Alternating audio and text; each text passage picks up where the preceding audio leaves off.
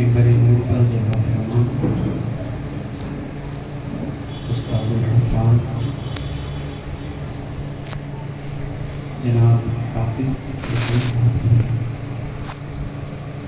فیض شیخ الاسلام حافظ وزائی مفتی شاہنواز حیدر اشرفی صاحب فاضل جامعہ حضرت مولانا حافظ وزائی شیخ توحید علی صاحب جناب مصطفیٰ قاری حسن حبیب صاحب و دیگر حفاظ القرآن و جمیع تمام معزز ناظرین، السلام علیکم ورحمۃ اللہ وبرکاتہ۔ الحمد للہ ثم الحمد للہ الحمد للہ القادر الرحیم الرحمن نشکره سبحانه على ما نزل على حبيبه القرآن ونعوذ به جل جلاله من شرور أنفسنا ومن شرور الشيطان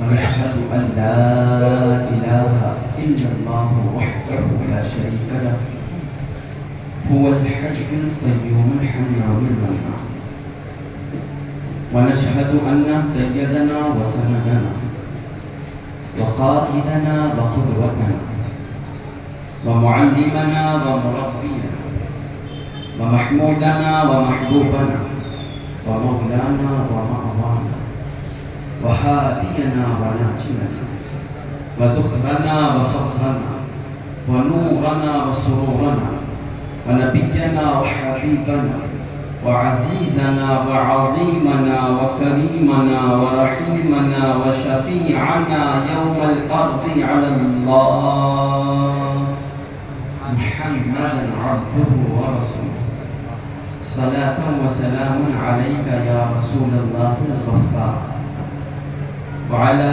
آلك الأطهار وصحبك الأبرار وعلى جميع أولياء الله الأخيار وبعد فأعوذ بالله من الشيطان الرجيم بسم الله الرحمن الرحيم قد جاءكم من الله نور وكتاب مبين صدق الله العظيم وصدق رسوله النبي الأمين المتين الكريم ونحن على ذلك لمن الشاهدين والشاكرين والحمد لله رب العالمين قال الله تبارك وتعالى في شأن حبيبه الكريم إن الله وملائكته يصلون على النبي يا أيها الذين آمنوا صلوا عليه وسلموا تسليما فلما صلى على سيدنا ومولانا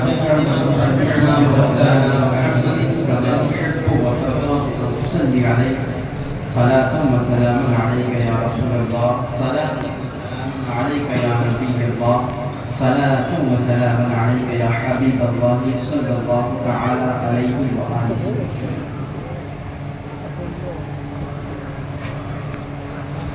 دو منٹ کی گفتگو میں قبلہ مفتی شاہنواز صاحب نے بہت بڑی باتیں کہا فرمایا۔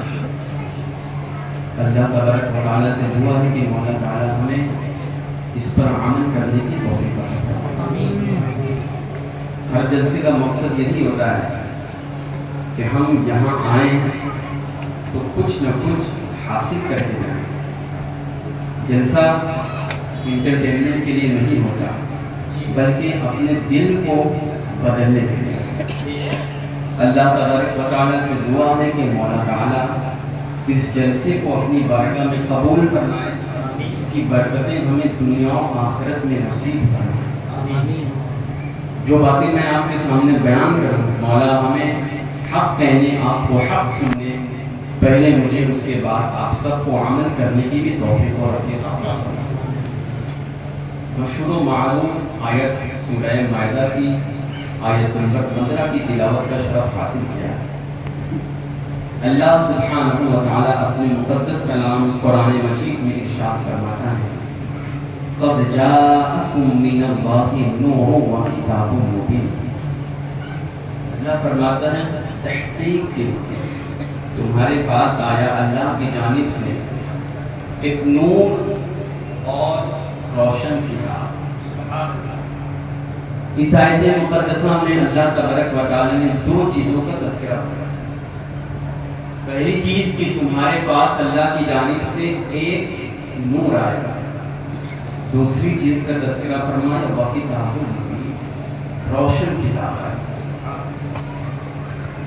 اب اس کی اور وضاحت کرتے ہوئے جب ہم مفسرین کی بارگاہ میں چلتے ہیں، چاہے وہ تفسیر بغوی ہو، چاہے وہ مظہری ہو، تفسیر مداری، چاہے وہ تفسیر جلالین ہو، مفسرین اس کی تشریح اور تفسیر کرتے ہوئے اس کی مراد بتاتے ہیں، اس نور سے کیا مراد ہے، اس نور کا مطلب کیا ہے، اس کی وضاحت کیا ہے۔ تو اکثر مفسرین اس نور کی وضاحت کرتے ہوئے ارشاد فرماتے ہیں کہ اس نور سے مراد کسی اور کی ذات نہیں بلکہ ہمارے اور آپ کے آقا و مولا جناب محمد عربی صلی اللہ تعالی علیہ وسلم کی ذات گرامی ہے، اور اللہ کے رسول صلی اللہ تعالی علیہ وسلم اللہ کے پاس سے ہمارے درمیان کتاب مبین اور روشن کتاب کی مراد بیان کرتے ہوئے مفسرین ارشاد فرماتے ہیں اس سے مراد اور اس کا مطلب روشن کتاب کا یعنی قرآن اللہ، یعنی اللہ کی کتاب یا قرآن مجید۔ پہلی گفتگو اور پہلی بات پر میں کلام کروں گا کہ اللہ کے رسول صلی اللہ تعالی علیہ وسلم اللہ کی جانب سے نور بن کر ہمارے درمیان تشریف لائے۔ اس کی وضاحت خود اللہ کے رسول صلی اللہ تعالی علیہ وسلم نے بھی فرمائی ہے اور بیان فرمایا ہے۔ علماء یہاں میرے دو بڑے موجود ہیں، امید ہے ان کو تو معلوم ہوگا، آپ بھی علم حاصل کر لیں۔ نور ہونا رسول پاک صلی اللہ علیہ وسلم نے خود بیان فرمایا ہے۔ امام بخاری اور امام مسلم کے جو استاذ ہیں علامہ امام ابن عبد الرزاق رضی اللہ عنہ اپنی مسند عبد الرزاق میں ارشاد فرماتے ہیں، حدیث پاک نقل فرماتے ہیں کہ ایک مرتبہ حضرت جابر رضی اللہ تعالی عنہ بارگاہ رسالت میں حاضر ہوئے اور حاضر ہو کر عرض کیا، یا رسول اللہ صلی اللہ تعالی علیہ وسلم آقا ایو شیء خلق اللہ تعالی کما قال۔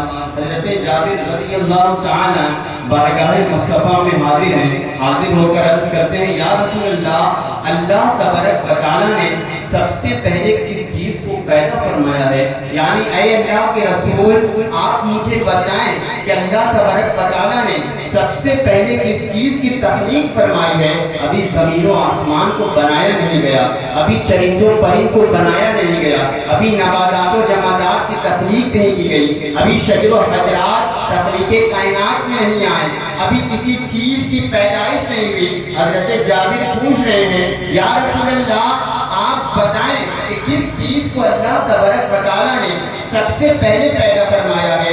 بارگاہ مصطفیٰ میں جب لب مبارک ہلے تو زبان پر کلمات یہ تھے، اللہ کے رسول صلی اللہ تعالی علیہ وسلم نے ارشاد فرمایا، یا جابر ہوا نور نبی کا، اے جابر وہ کچھ اور نہیں بلکہ تیرے نبی کا نور ہے جس کو اللہ تبارک و تعالی نے سب سے پہلے پیدا فرمایا، سب سے پہلے پیدا۔ اور دوسری حدیث سے اس کی وضاحت یوں ملتی ہے، اللہ کے رسول صلی اللہ تعالی علیہ وسلم خود ارشاد فرماتے ہیں، کنتو نبی و آدم بین الماء والطین۔ اللہ کے رسول صلی اللہ تعالی علیہ وسلم خود ارشاد فرماتے ہیں کہ میں اس وقت بھی نبی تھا، میں اس وقت بھی نبی تھا جبکہ حضرت آدم علیہ السلام پانی اور مٹی کے درمیان آپ کا خمیر گوندا جا رہا تھا، میں اس وقت بھی نبی تھا۔ یہ رسول پاک صلی اللہ تعالی علیہ وسلم کی شان مبارکہ ہے۔ ہم جب سیرت کی کتابوں کا مطالعہ کرتے ہیں، امام محمد بن یوسف شامی کی کتاب سبل الہدی والرشاد فی سیرت النبی ارشاد فرماتے ہیں کہ اللہ کے رسول صلی اللہ تعالی علیہ وسلم کے نور محمدی کو سب سے پہلے تخلیق فرمایا گیا، یعنی حضرت آدم سے پہلے۔ امید ہے کہ آپ ان باتوں کو یاد کریں گے اور اپنے گھروں میں جا کر اس کا تذکرہ کر کے اپنے گھر والوں کو بھی اس کو سمجھائیں گے۔ ارشاد فرماتے ہیں حضرت آدم سے پہلے اللہ کے رسول صلی اللہ علیہ وسلم کی نور کی تخلیق کی گئی، اور آگے ارشاد فرماتے ہیں کہ حضرت آدم کی تخلیق سے 14,000 سال پہلے نور محمدی کتنے سال پہلے، یعنی کچھ سال نہیں، 1400 سال نہیں بلکہ 14,000 سال پہلے نور محمدی کی تخلیق کی گئی۔ نور محمدی کی تخلیق کی گئی۔ آگے ارشاد فرماتے ہیں یہ نور محمدی اللہ تبارک و تعالیٰ کی تسبیح و تحلیل بیان ہے، یعنی ذکر الہی کرتا ہے، حتیٰ کہ فرشتے بھی اس نور محمدی کو ذکر الہی کرتا ہوا دیکھ کر وہ بھی ذکر الہی کرتے ہیں۔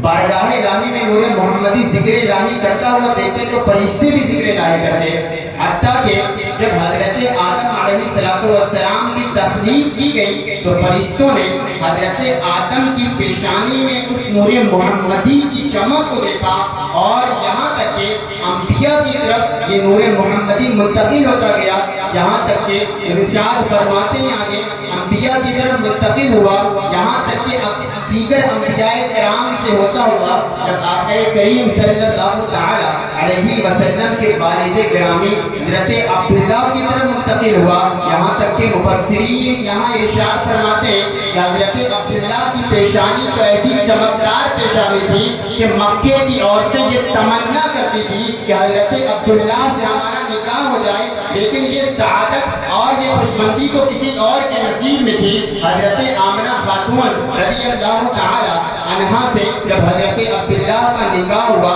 تو یہ نور محمدی حضرت آمنہ خاتون کی طرف منتقل ہو گیا، اور جب 12 ربیع الاول کے دن یہ نور محمدی نور بن کے جگمگایا، اسی نور نے زمین و آسمان کو جگمگایا، اسی نور محمدی سے چاند و سورج جگمگائے، حتیٰ کہ زمین و آسمان جگمگائے۔ یہ نور محمدی کا عالم تھا کہ جب رسول پاک صلی اللہ تعالی علیہ وسلم پیدا ہوئے تو مکے میں ہر طرف خوشبو ہی خوشبو تھی۔ آقا کریم صلی اللہ تعالی علیہ وسلم کی ولادت کے صدقے ہر طرف حسین منظر نظر آ رہے تھے، ہر طرف روشنی روشنی ارشاد، ہر طرف روشنی روشنی پھیل گئی تھی۔ اسی کو اعلیٰ حضرت امام اہل سنت کچھ یوں بیان کرتے ہیں کہ صبح طیبہ میں ہوئی بڑھتا ہے بارہ نور کا، صدقہ لینے نور کا آیا بیٹا نور کا۔ یہ آقا کریم صلی اللہ تعالی علیہ وسلم کی ذات گرامی تھی کہ وہی نور محمدی جب مکے کے سرزمین پر نور بن کے آیا، اللہ کے رسول صلی اللہ تعالی علیہ وسلم کی ولادت ہوئی، اور بچوں کی طرح یہ ایسا بچہ نہیں ہے بلکہ آقا کریم صلی اللہ تعالی علیہ وسلم کی شان جدا ہے۔ رسول پاک صلی اللہ تعالی علیہ وسلم عام بچے کی طرح نہیں ہے بلکہ اللہ کے رسول صلی اللہ تعالی علیہ وسلم کا بچپن بھی بڑا حسین ہے۔ آقا کریم صلی اللہ تعالی علیہ وسلم کا بچپن بھی بڑا خوبصورت ہے، اس لیے کہ آپ اللہ کے محبوب ہیں، اللہ کے حبیب بن کر روئے زمین پر تشریف لائے ہیں۔ حضرت موسیٰ علیہ السلام قوم کو جب پیاس لگی تو آپ نے اپنے عصا مبارک کو دریا زمین پر مارا تو پانی سے چشمہ جاری ہو گیا، لیکن یہ ایسا اللہ کا حبیب آیا ہے کہ اس کو نہ عصا کی ضرورت ہے نہ زمین کی ضرورت ہے، بلکہ انگلی سے در چشمے پانی کے جاری ہو جاتے ہیں، انگلی مبارک سے پانی کے چشمے جاری ہو جاتے ہیں۔ تو پھر میں کیوں نہ کہوں انگلیاں پائی ہیں وہ پیاری پیاری جن سے دریائے کرم ہے کاری، جوش پر آتی ہے جب غم خاری، تشنے سیراب ہوا کرتے ہیں۔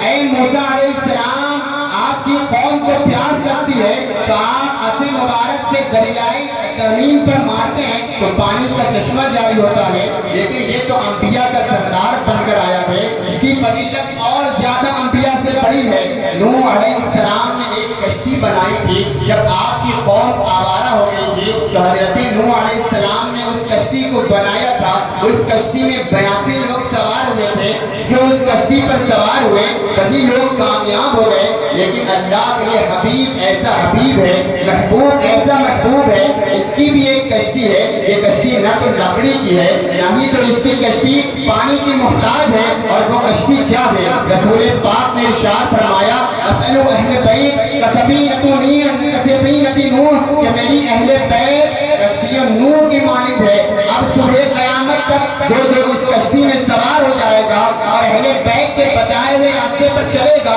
تو وہ کامیاب ہو جائے گی۔ حسن ایسا تھا کہ حسن یوسف بھی گویا اس کی طرف تک رہا ہے۔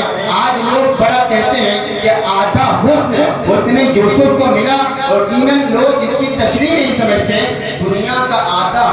حضرت یوسف علیہ السلام کو نہیں ملا. علماء بیٹھے ہیں, آپ نے سنا ہوگا حضرت نوح علیہ السلام کو آدھا حسن ملا. اس کی تشریح علماء سے آپ پوچھیں آدھا حسن اس کا مطلب کیا ہے.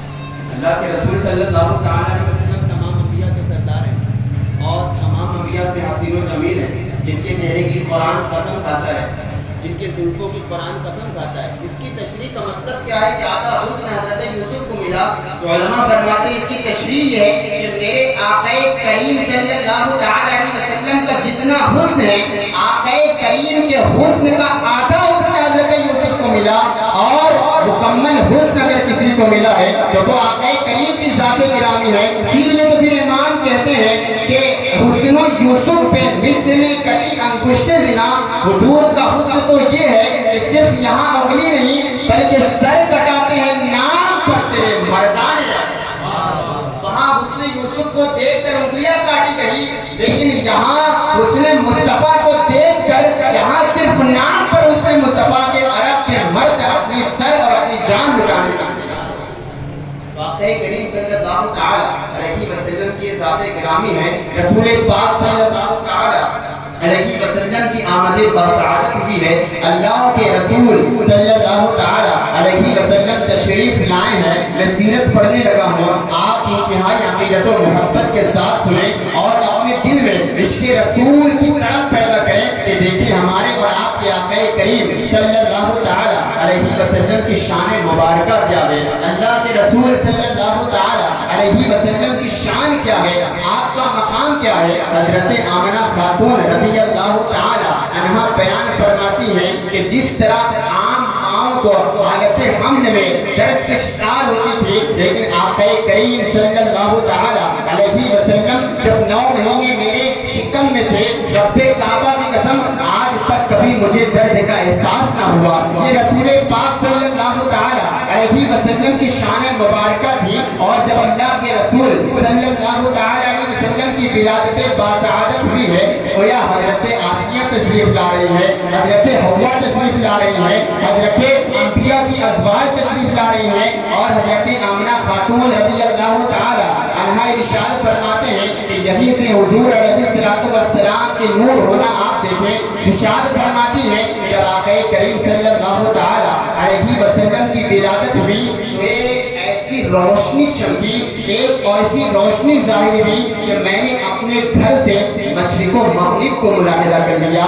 یہاں سے یہاں سے مکے میں بیٹھ کر مشرق و مغرب کو ملاحظہ کر لیا. یہاں تک کہ آگے ارشاد فرماتی ہیں حضرت آمنہ خاتون رضی اللہ تعالیٰ عنہا آگے ارشاد فرماتی ہیں کہ رسول پاک صلی اللہ تعالیٰ علیہ وسلم کی آمد مبارک پر گویا میرے گھر کی چھت کھل گئی تھی اور ستارے ایسا لگ رہا تھا کہ ابھی میرے گھر میں گر پڑیں گے. اس نور کی خیرات لینے کے لیے ستارے بھی جھکے جا رہے ہیں. رسول پاک صلی اللہ تعالیٰ علیہ وسلم کی آپ شان دیکھیں, اللہ کے رسول صلی اللہ تعالیٰ علیہ وسلم کی آپ مقام کو ملاحظہ تو کریں کہ ابھی رسول پاک صلی اللہ تعالیٰ علیہ وسلم کی ولادت بھی ہے, پورا مکہ مہک رہا ہے, مکے کے در و دیوار سے خوشبو آ رہی ہے, مکے کی گھاٹیاں وادیاں مہک رہی ہے. آقا کریم صلی اللہ تعالیٰ علیہ وسلم جس صبح پیدا ہوئے, مکے کے سردار قریش سارے سردار حرم کعبہ میں جمع ہوتے ہیں.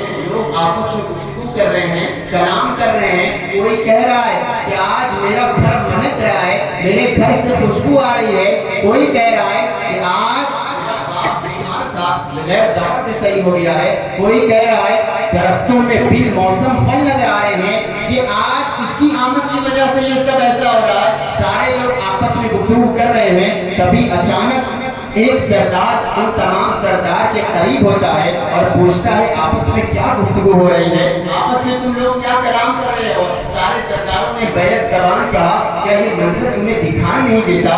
آج مکے میں صبح سویرے سویرے ہر طرف چمک ہی چمک نظر آ رہی ہے, ہر طرف روشنی ہی روشنی نظر آ رہی ہے. کسی کا باپ بیمار تھا تو بغیر دوا کے صحیح ہو گیا ہے. اس درختوں میں بال موسم پھل نظر آ رہے ہیں, کیا یہ منظر تمہیں دکھائی نہیں دیتا؟ آنے والے سردار نے کہا یقیناً یہ منظر تو مجھے دکھائی دے رہا ہے, لیکن ابھی میں نے جو منظر دیکھا ہے وہ منظر اگر تمہارے سامنے بیان کروں گا تو تم بھی اشش کرو گے اور تعجب میں پڑ جاؤ گے. سارے سردار نے کہا تم ایسا کیا دیکھ کر آئے ہو جو ایسی باتیں کر رہے ہو؟ آنے والے سردار نے کہا کہ ابھی ابھی میں کعبے کا طواف کر رہا تھا، جب میں کعبے کے طواف سے فارغ ہو گیا تو میں نے دیکھا کعبے کی جانب سردار قریش عبد المطلب ایک حسین و جمیل بچہ اپنی گود میں لیے ہوئے کعبے کی طرف آ رہے ہیں۔ رب کعبہ کی قسم، آج تک میں نے اتنا حسین و جمیل بچہ نہیں دیکھا تھا، میری نگاہ نے اتنا حسین و جمیل بچہ نہیں دیکھا۔ سردار قریش عبد المطلب بچے کو گود میں کعبے کی طرف لے کر آ رہے تھے تو میں بار بار سردار قریش عبد المطلب کی طرف دیکھتا رہا تو میری نگاہ یہ فیصلہ نہ کر پائی کہ عبد المطلب کعبے کی طرف جا رہے ہیں، یہ کعبہ ان کی طرف جھکا جا رہا ہے یا کعبہ ان کی طرف جھکا جا رہا ہے۔ میں بار بار یہ منظر دیکھ رہا تھا، گویا کعبہ بھی یہ صلاۃ و سلام اور درود سلام کے نذرانے بکھیر رہا ہے اور گویا یہ کہہ رہا ہے اے شہنشاہ مدینہ الصلاۃ والسلام زینت عرش معلی الصلاۃ۔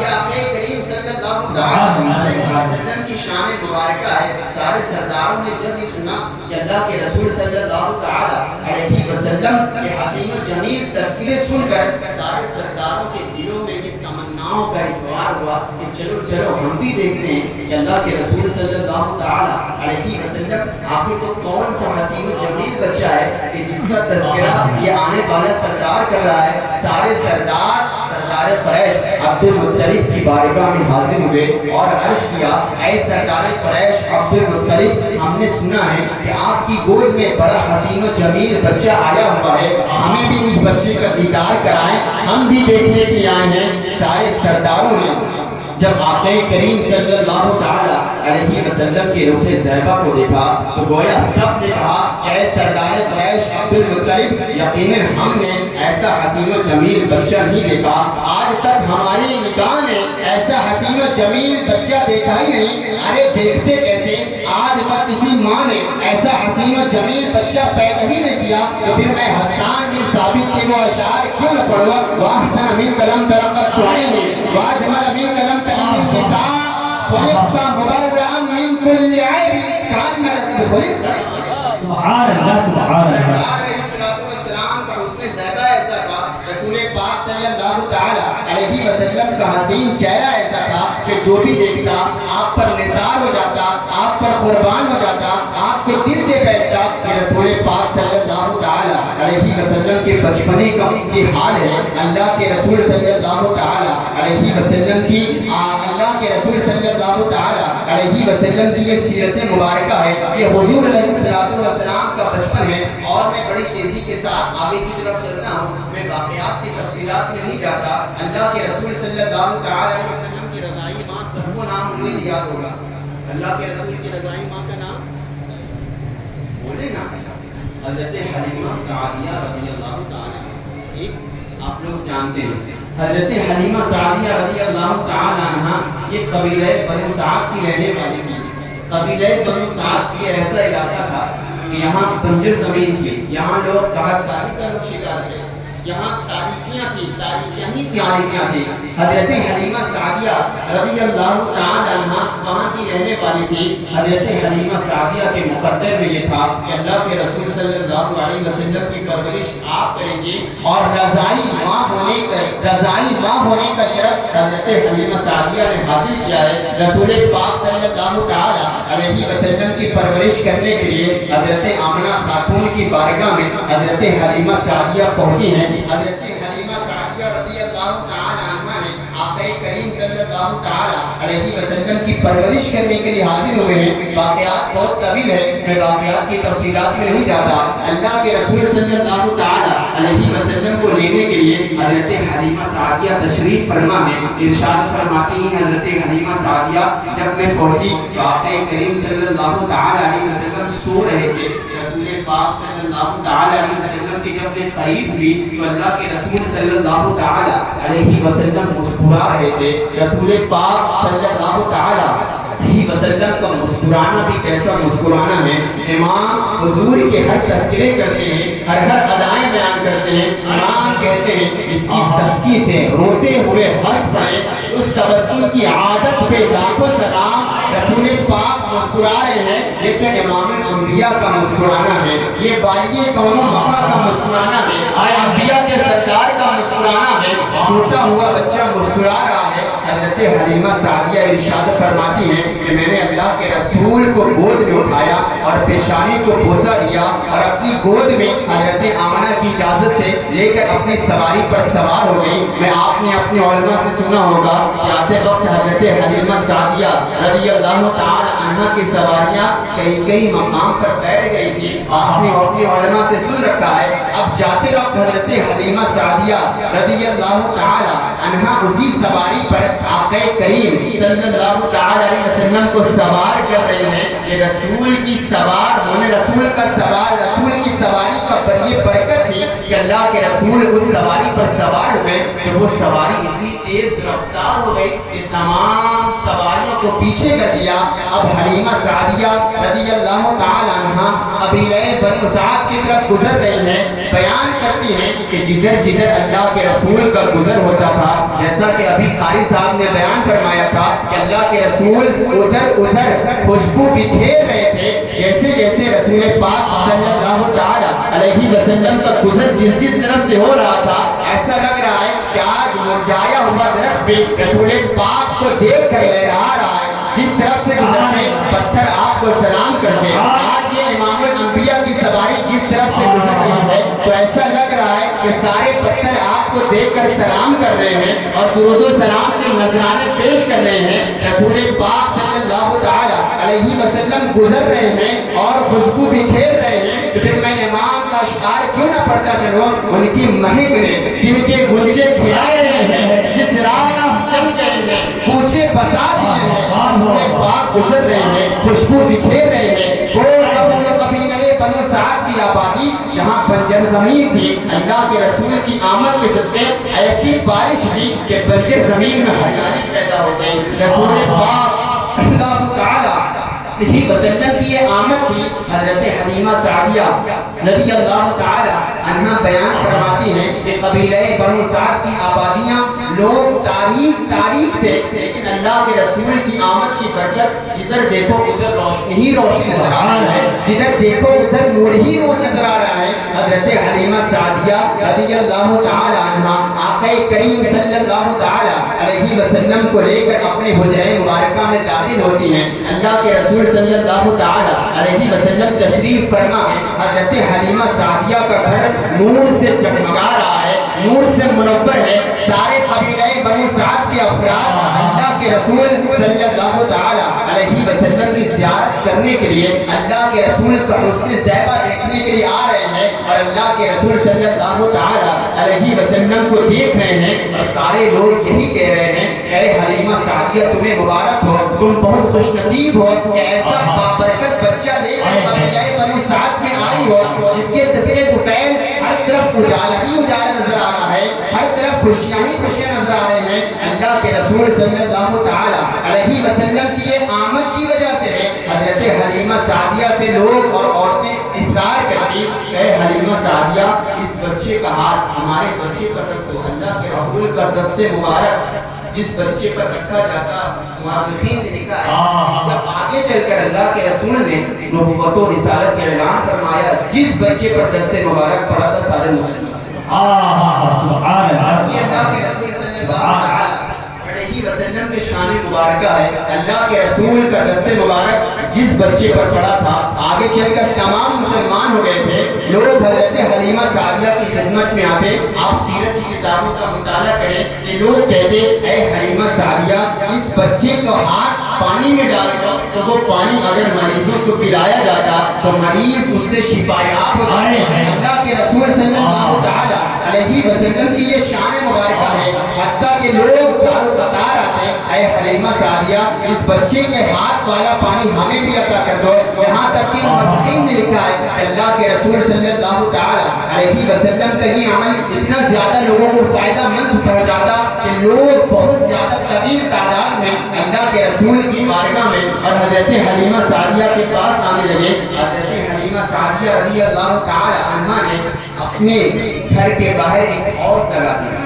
اور اللہ کے رسول صلی اللہ تعالی علیہ وسلم کا دست مبارک اسی پانی میں ڈال دیا اور اس طرح قبیلہ بنو سعد کے لوگ اس پانی کو پیتے تو مریض شفا یاب ہو جاتے. حتیٰ کہ اگر کوئی بیمار ہوتا تو بیماری سے اللہ تبارک سبحان اللہ سبحان اللہ.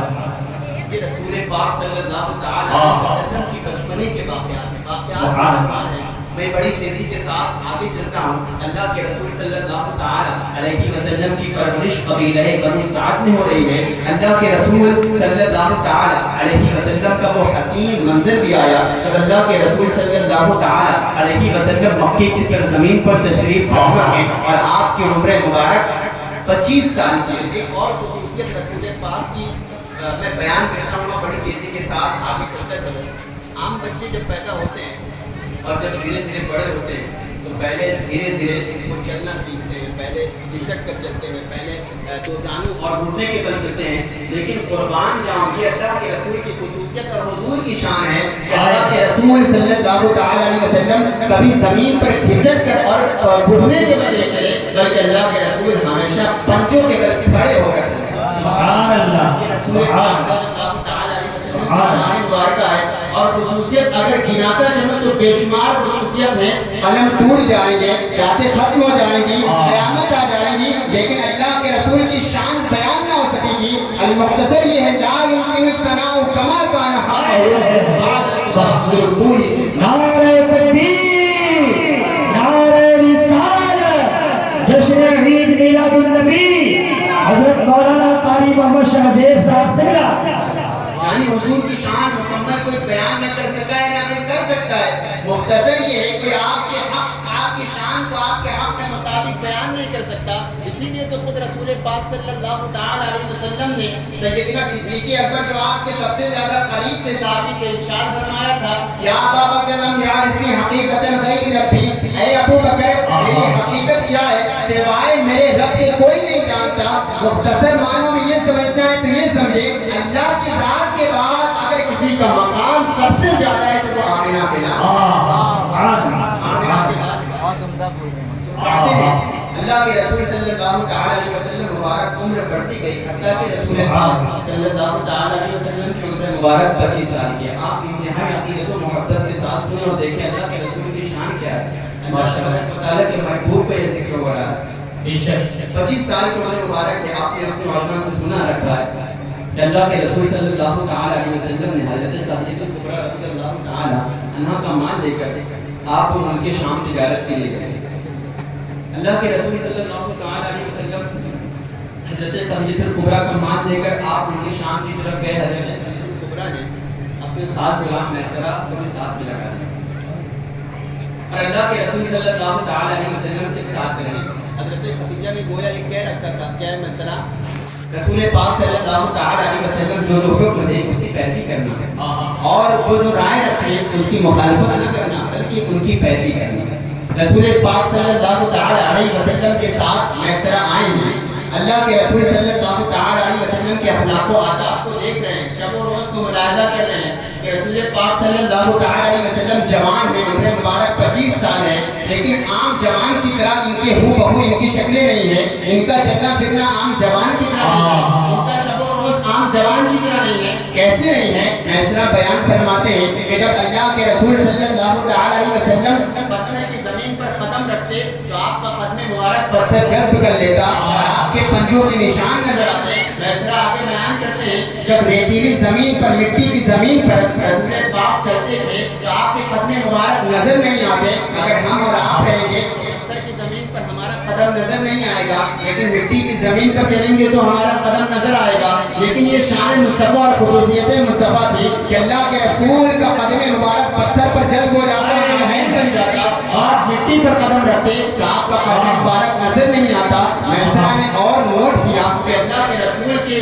لباس مبارک پر کبھی کبھی دھول سے کپڑے میلے نہیں ہوتے، پسینے مبارک سے خوشبو آتی ہے۔ میسرہ بہت باتیں کوٹ کرتا گیا، حتیٰ کہ شام کے محلات میں جب پہنچا تو اس عیسائی درخت کے نیچے رسول پاک صلی اللہ تعالی علیہ وسلم جلوہ گر ہے، تو اس کی بشارت بھی سنی کہ یہاں صرف انبیاء کے علاوہ کوئی نہیں بیٹھا ہے۔ اللہ کے رسول صلی اللہ تعالی علیہ وسلم کے شب و روز کو میسرہ دیکھتا رہا، یہاں تک کہ رسول پاک صلی اللہ تعالی علیہ وسلم کا تجارت جب مکمل اور فارغ ہو گئی، اللہ کے رسول صلی اللہ تعالی علیہ وسلم اپنے اونٹ پر سوار ہو کر آپ کعبے کی طرف آ رہے ہیں۔ اللہ کے رسول صلی اللہ تعالی علیہ وسلم کو آتا ہوا دیکھ کر حضرت خدیجہ الکبریٰ اپنی چھت سے دیکھ رہی ہیں، بغل میں بیٹھی آپ کی سہیلی نفیسہ بھی ہے۔ رسول پاک صلی اللہ تعالی علیہ وسلم کی چہرے بددعا کی چمک حضرت خدیجہ الکبریٰ دیکھ رہے ہیں، دلوں میں محبت کا اظہار ہو رہا ہے کہ رسول پاک صلی اللہ تعالی علیہ وسلم تشریف لا رہے ہیں۔ ساتھ میں میسرہ بھی آیا، میسرہ سے پوچھا کہ کیا بات ہے کہ شب و روز کو بتاؤ۔ مالکہ میسرہ نے جواب دیا، مالکہ بہت زیادہ منافع ہوا ہے، حتیٰ کہ مورخین نے لکھا ہے کہ 10 گنا منافع ہوا ہے۔ حضرت خدیجہ الکبریٰ رضی اللہ تعالی عنہا نے پوچھا، اے میسرہ ان کی کچھ عادات بتاؤ، ان کے اندر کچھ کمیاں بھی ہیں یا نہیں، کہ ان کے اندر سارے کچھ عیب بھی ہیں یا نہیں۔ میسرہ جواب دیتا ہے، حضرت خدیجہ الکبریٰ نے پوچھا، اے میسرہ جواب دے کہ ان کے اندر عیب کیا ہے، اچھائی نظر آتی ہے لیکن ان کے اندر کوئی عیب ہے تو بتا۔ میسرہ نے جواب دیا کہ رب کعبہ کی قسم پورے سفر میں کبھی دھول سے کپڑے میلے نہیں ہوتے۔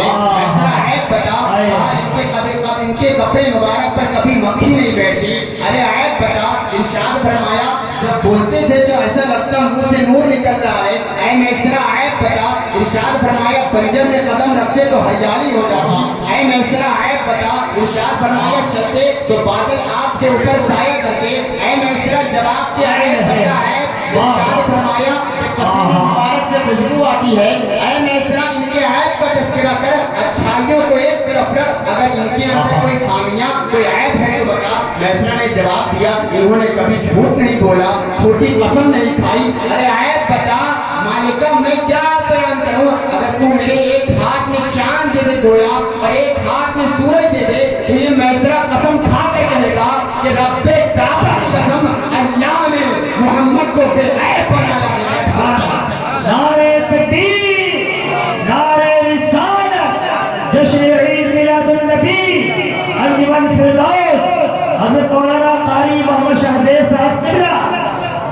یہ رسول پاک صلی اللہ تعالی علیہ وسلم کو میسرہ نے جیسے جیسے شب و روز دیکھا تھا بیان فرما دیا، حتیٰ کہ کہا اللہ نے محمد کو بے عیب بنایا ہے۔ رسول پاک صلی اللہ تعالی علیہ وسلم کے صحابی حضرت برا بن عازب رضی اللہ تعالی عنہ ہیں، رسول پاک صلی اللہ تعالی علیہ وسلم کے چہرے مبارک کو دیکھتے ہیں اور ارشاد فرماتے ہیں، ما رأیت شیئا احسن من رسول اللہ صلی اللہ تعالی علیہ وسلم۔ حضرت برا بن عازب رضی اللہ تعالی عنہ ارشاد فرماتے ہیں کہ میں نے اللہ کے رسول صلی اللہ تعالی علیہ وسلم سے زیادہ حسین و جمیل کوئی شے ہی نہیں دیکھی، کوئی چیز ہی نہیں دیکھی۔ حضرت جابر بن عبداللہ رضی اللہ تعالی عنہ بیان کرتے ہیں کہ رسول پاک صلی اللہ تعالی علیہ وسلم گزر رہے تھے، میں بھی سامنے دیکھا کہ اللہ کے رسول صلی اللہ تعالی علیہ وسلم سرخ جوڑا پہنے ہوئے ہیں اور 14 کا چاند آسمان میں جگمگا رہا تھا۔ حضرت جابر کہتے ہیں ایک مرتبہ میں چاند پر آسمان کے چاند کو دیکھتا اور ایک مرتبہ میں اپنے چاند محمد عربی صلی اللہ تعالی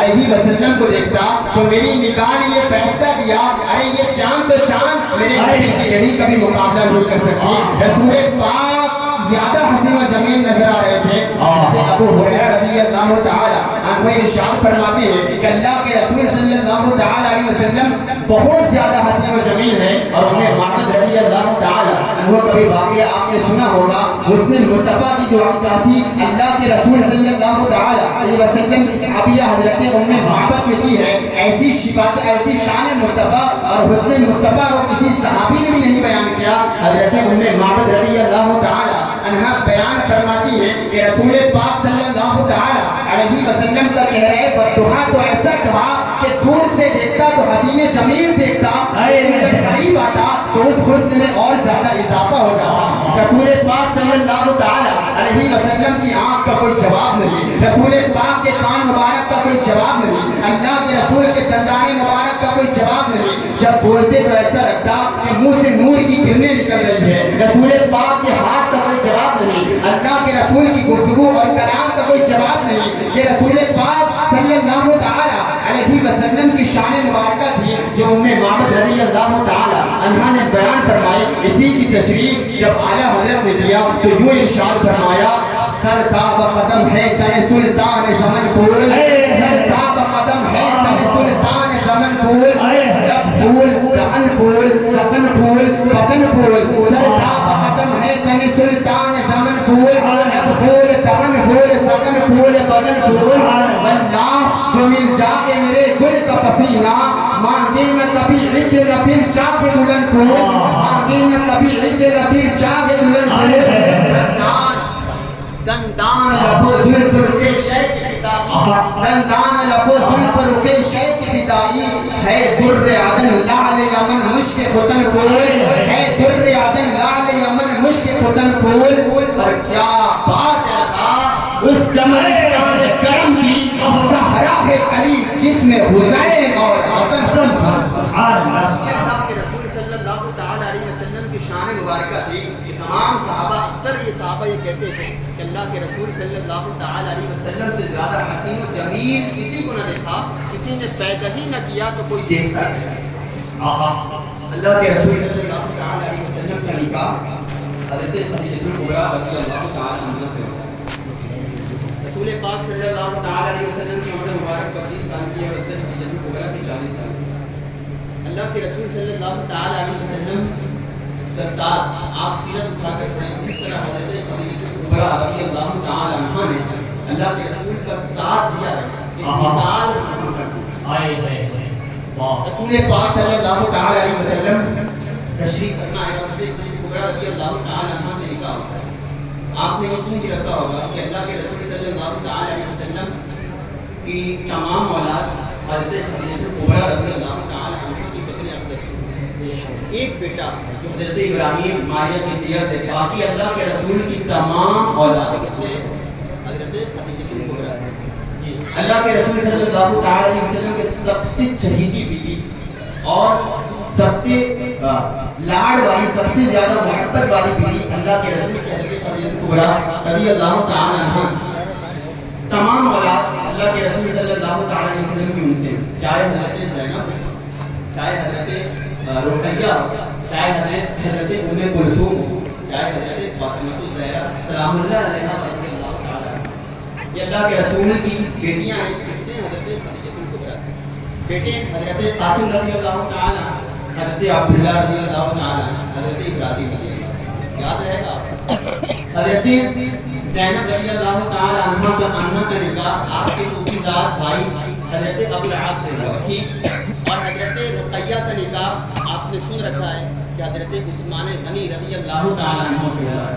اور تیسری بیٹی حضرت ام کلثوم کا جب حضرت رقیہ کا انتقال ہو گیا تو تیسری بھی اللہ کے رسول کی بیٹی کا نکاح حضرت عثمان غنی رضی اللہ تعالی عنہ سے ہوا. اسی لیے حضرت عثمان غنی کو ذوالنورین کہا. کیونکہ آپ دو نور والے, ہاں کہتے ہیں نا, نور کی سرکار سے پایا ہے دوشالہ نور کا, نور کی سرکار سے پایا ہے دوشالہ نور کا, ہو مبارک تم کو ذوالنورین جوڑا نور کا. اللہ کے رسول کی دو بیٹیوں کا نکاح حضرت عثمان غنی رضی اللہ تعالی عنہ سے ہوا. اور چوتھی بیٹی آپ جو جانتے ہیں حضرت فاطمہ کا نکاح حضرت مولا علی کرم اللہ تعالی وجہ کریم سے. تو میں عرض کر رہا تھا حضرت خدیجہ الکبریٰ رضی اللہ تعالی عنہ نے کیسا ساتھ اللہ کے رسول کا دیا ہے. مکے کی ایسی زبردست خاتون کہ اللہ کے رسول صلی اللہ تعالی علیہ وسلم کے قدموں میں اپنا تمام مال جس ہستی نے قربان کر دیا, وہ ذات کسی اور کی نہیں بلکہ حضرت خدیجہ الکبریٰ رضی اللہ تعالی عنہا.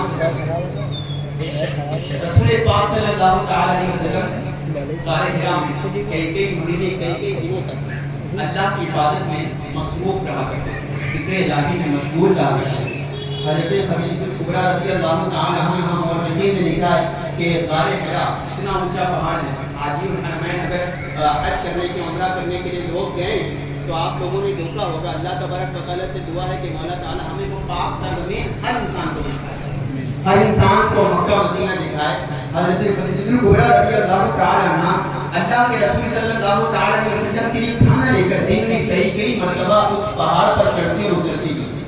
اللہ کے رسول صلی اللہ تعالی علیہ وسلم کی پہلی وحی کی ابتدا غار حرا سے ہوئی، آپ نے سن رکھا ہے، اور حضرت جبریل علیہ السلام تشریف لائے اور سورہ علق اقرا کی ابتدائی چند آیتیں مبارکہ نازل ہوئی، اقرا بسم ربک الذی خلق الانسان من علق، اور اللہ کے رسول صلی اللہ تعالی علیہ وسلم کے اوپر یہ پہلی وحی کا نزول۔ اللہ کے رسول صلی اللہ تعالی علیہ وسلم اٹھے، وہاں سے اترے اور اپنے گھر حجرہ بارگاہ کی طرف آئے، اور حضرت خدیجہ کبریٰ رضی اللہ تعالی عنہا کو سارا واقعہ بتایا کہ مجھے اپنی جان کا ڈر، اپنی جان کی ڈر ہے۔ اللہ کے رسول صلی اللہ تعالی علیہ وسلم کی چہیتی بیوی حضرت خدیجہ کبریٰ رضی اللہ تعالی عنہا نے آپ کو دلاسا دلایا۔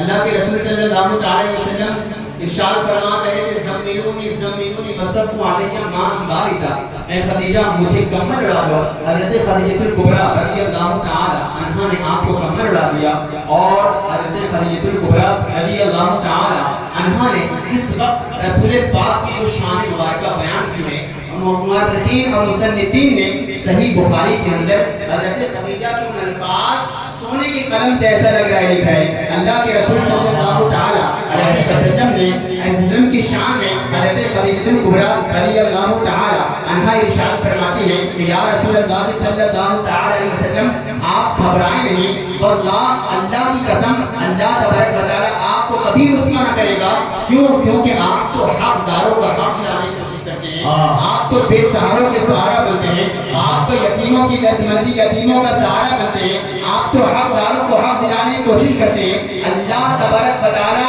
کبھی آپ کو رسوا نہیں فرمائے گا، آپ کو بلند مقام عطا فرمائے گا۔ حضرت خدیجہ کبریٰ رضی اللہ تعالی عنہا رسول پاک صلی اللہ تعالی علیہ وسلم کی دل جوئی کر رہی ہیں، یہاں تک کہ سورہ مدثر کی آیت مبارکہ اسی وقت نازل ہو گئی، اور اللہ کے رسول صلی اللہ تعالی علیہ وسلم نے نبوت و رسالت کا اعلان فرمایا، ٹھیک، نبوت و رسالت کا اعلان فرمایا۔ نبوت اللہ کے رسول کو معاذ اللہ 40 سال میں نہیں ملی، اللہ کے رسول صلی اللہ علیہ وسلم نے نبوت و رسالت کا اعلان کیا۔ جیسا کہ شروع میں تذکرہ کیا، اللہ کے رسول نے فرمایا کنت نبی و آدم بین الماء والطین، کہ میں اس وقت بھی نبی تھا کہ حضرت آدم علیہ السلام مٹی اور پانی آپ کا خمیر گوندا جا رہا تھا، اس وقت بھی نبی تھا۔ 40 سال کی عمر مبارک میں آپ نے اعلان فرمایا، جی، اور اعلان لے کر اللہ کے رسول صلی اللہ تعالی علیہ وسلم نکلے، اور سب سے پہلی عورتوں میں اگر کوئی مسلمان ہوئے تو وہ ذات کسی اور کی نہیں بلکہ حضرت خدیجہ کبریٰ رضی اللہ تعالی عنہا کی ذات ہے۔ اللہ کے رسول صلی اللہ تعالی علیہ وسلم پہاڑی پر کھڑے ہو گئے اور اپنے خاندان والوں کو جمع کیا اپنے خاندان والوں کو، اور پہلا اعلان کیا قولوا لا الہ الا اللہ تفلحون، اے لوگوں کہہ دو اللہ کے سوا کوئی معبود نہیں، تم کامیاب ہو جاؤ گے، راہ ہدایت اختیار پا جاؤ گے، اور جہنم کے عذاب سے بچ جاؤ گے۔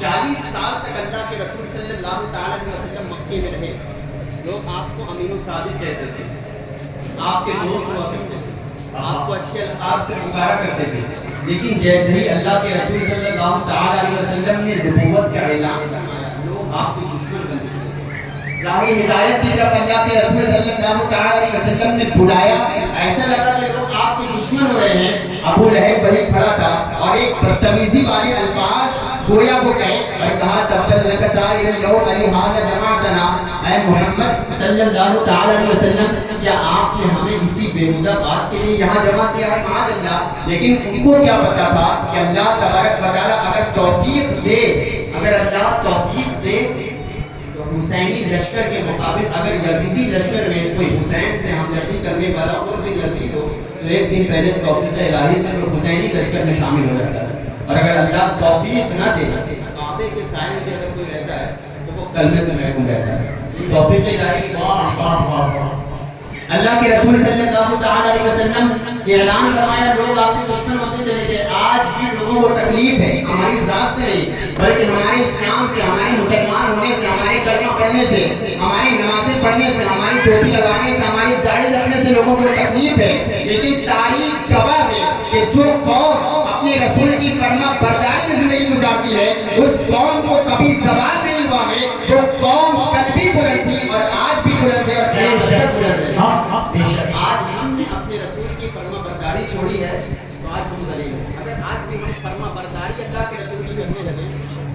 بلند ہوگا.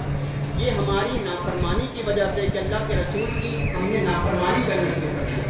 جس دن قوم اللہ کے رسول کی فرما برداری کرنا شروع کر دے تو اللہ تبارک و تعالیٰ اس قوم کو اعلیٰ فرمائے گا, بلندی عطا فرمائے گا. آپ نے نہیں دیکھا کہ کیسا ان کا ایمان کا صحابہ کرام کا تعداد میں کم تھے 313, لیکن ہزاروں کافروں کو پچھاڑ کر رکھ دیا. کیوں؟ کیونکہ ان کا ایمان اتنا مضبوط تھا, اللہ کے رسول کی فرما برداری کرتے تھے. ہماری اور آپ کی عقل ہوتی تو اس بات کو تسلیم نہیں کرتی کہ جنگ بدر میں صحابہ نے عرض کیا, یا رسول اللہ ہم کس بلبوتے پر لڑیں گے؟ اللہ کے رسول صلی اللہ تعالی علیہ وسلم نے درختوں کی ٹہنی توڑی اور ایک ایک صحابہ کرام کو تھما دی, اور اللہ کے رسول صلی اللہ تعالی علیہ وسلم کے ہاتھ سے صحابہ کرام نے ٹہنی لی ہے.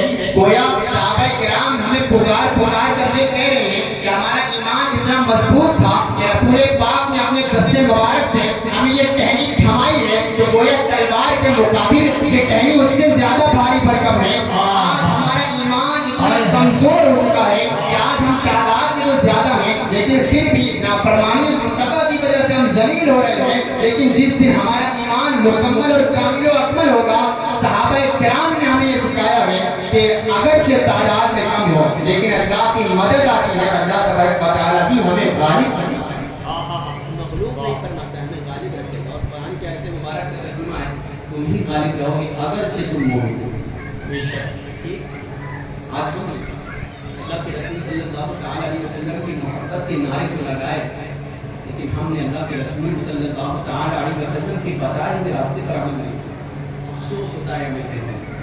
آج محبت رسول کی وجہ سے ہم نے رات بھر قربان کو کیا, اپنی نیند کو قربان کیا, لیکن فجر کی نماز ہم نے پڑھی. یہی محبت ہے کہ ہم نمازوں کی قضا کریں اور محبت رسول کا اعلان کریں. آج محبت رسول کے نام پر ہم جلوس نکالیں, اور ایسا ہونا بھی چاہیے, لیکن کون سا ایسا جلوس ہوتا ہے کہ نمازوں کی قضا کر کے ہم حضور کے نام پر جھنڈے ادھر ادھر پڑے رہے, نعلین مبارک کی بے قدری ہوتی رہے, جلوس کے نام پر ڈسکو ڈانس چلتا رہے, گالی گلوچ کی محفلیں ہم سجاتے رہے, جلوس محمدی کے نام پر ہم لڑائی جھگڑا کرتے رہے.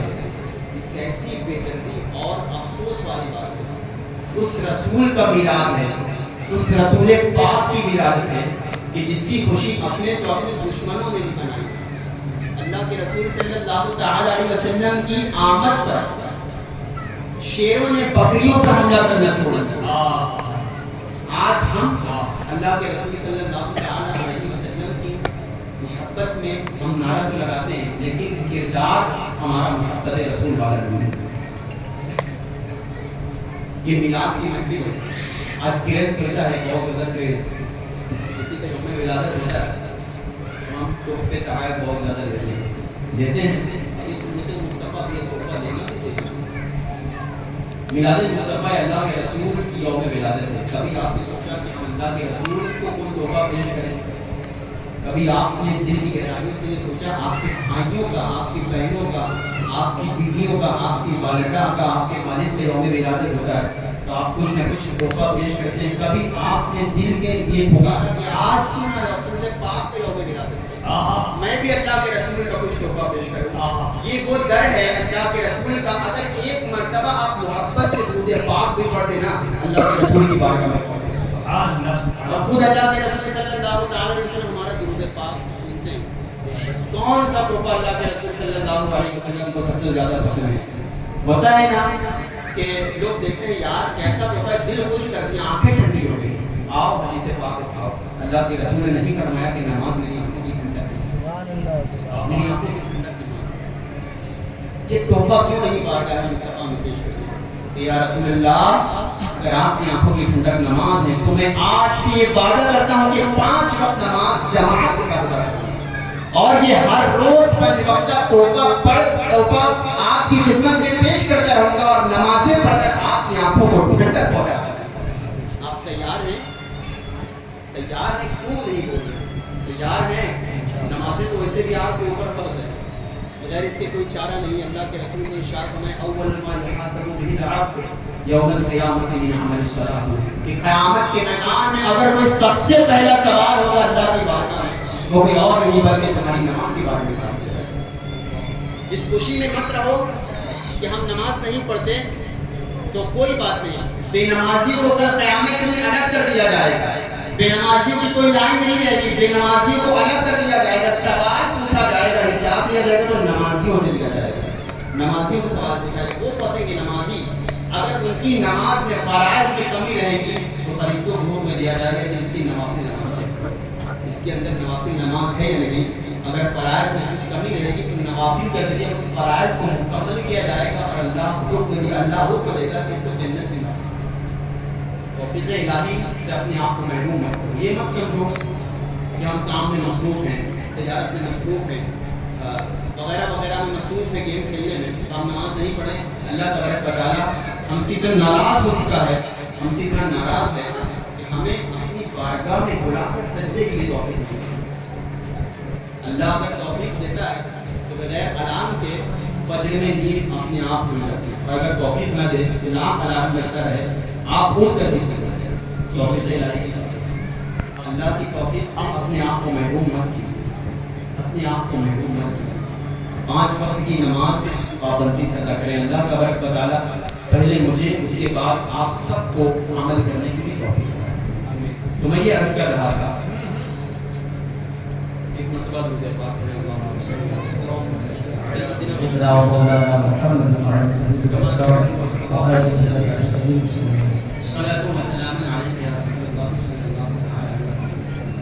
میں عرض کر رہا تھا توفیق الہی سے اپنے آپ کو محروم مت کیجیے، اللہ کی بارگاہ میں جھکتے رہے، اپنے دل کو اللہ کی بارگاہ میں دامت و شرمندگی کے ساتھ پیش کرتے رہے، اور جو شخص نماز کی پابندی کرتا ہے اس کے لیے بھی میں عرض کرتا چلوں کہ وہ بھی اللہ کا شکر ادا کریں کہ اللہ نے ہمیں توفیق دی ہے کہ ہم اس کی بارگاہ میں سجدہ کرتے ہیں۔